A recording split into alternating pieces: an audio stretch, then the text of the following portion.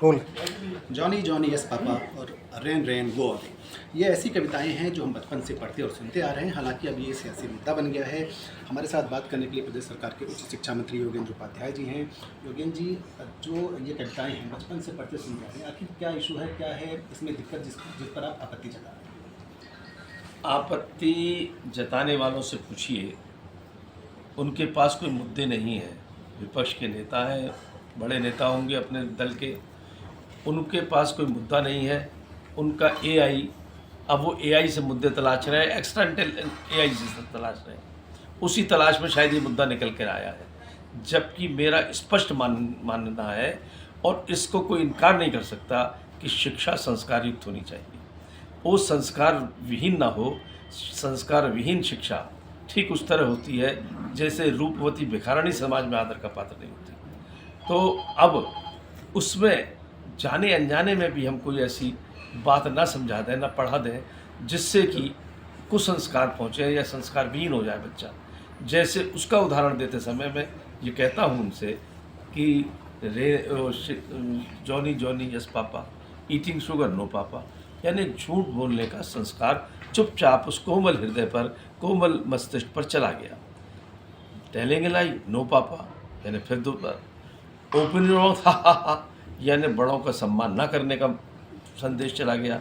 तो ये मैं कहता हूँ कि हर जगह जहाँ पे भी अभिभावक भी होते हैं और अध्यापक भी होते हैं कि ऐसा कोई चैप्टर ना पढ़ा दें जिससे कि उनको संस्कार विहीन बना दे, क्योंकि शिक्षा वो जो संस्कार दे। अब आपने बार बार मैकाले का जिक्र किया है। मैकाले की जो सोच थी वो कहीं ना कहीं भारतीय समाज को पीछे करने की, जो भारतीय अपनी परंपराएं उसको खत्म करने की थी। आपको नहीं लगता कि जो हमारी शिक्षा पद्धति है, जो शिक्षा आज हम दे रहे हैं, वो कहीं ना कहीं अभी भी उससे प्रेरित है और हम उसमें रच बस गए हैं?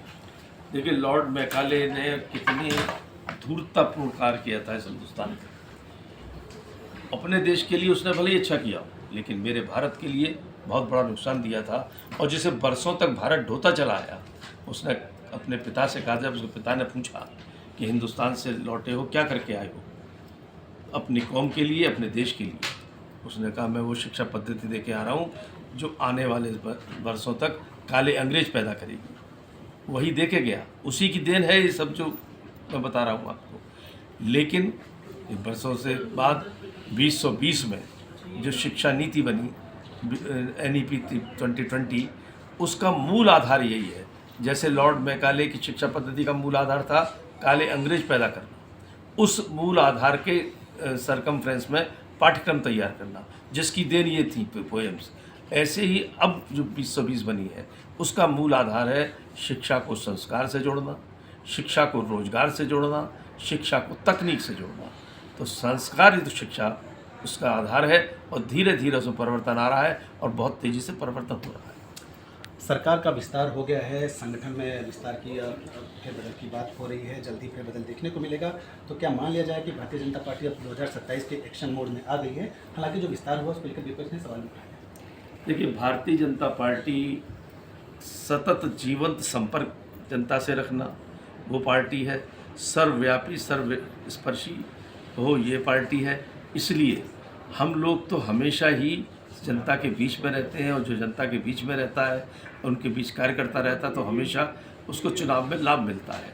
आज आप देखिए पिछले 5 सालों में कौन सी पार्टी जनता के बीच और उस पार्टी के कार्यकर्ता जनता के बीच खड़े मिलते हैं, हमेशा भाजपा के। फिर दूसरी बात, चुनाव जीतने के 3 मुद्दे होते हैं। किस उस पार्टी के लीडर्स कैसे हैं? मेरे पास मोदी और योगी है, जो हमारी गंगोत्री यमुनोत्री दोनों पवित्र है। ऐसा लीडर किसी दूसरे पे नहीं है। हमारे पास दूसरा इशू होता है कि हमारी उसकी कृतित्व कैसा है, उसका ट्रैक रिकॉर्ड कैसा है।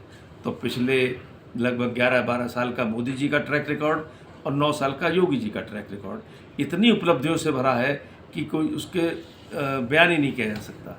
और फिर उन उपलब्धियों को जनता तक पहुंचाने के लिए जिसके पास बहुत बड़ी टीम होनी चाहिए, तो दुनिया की सबसे बड़ी पार्टी, हमारे पास वो टीम भी मौजूद है। इसलिए हम चुनाव जीतने के लिए सबसे सक्षम पार्टी। हमसे बात करने के लिए बहुत बहुत धन्यवाद। ये थे हमारे साथ उच्च शिक्षा मंत्री योगेंद्र उपाध्याय, जिन्होंने स्पष्ट तौर पर बताया कि किस तरह से संस्कार युक्त शिक्षा की ज़रूरत है और जो मैकाले की शिक्षा पद्धति है उससे हमें दूर जाने की आवश्यकता है।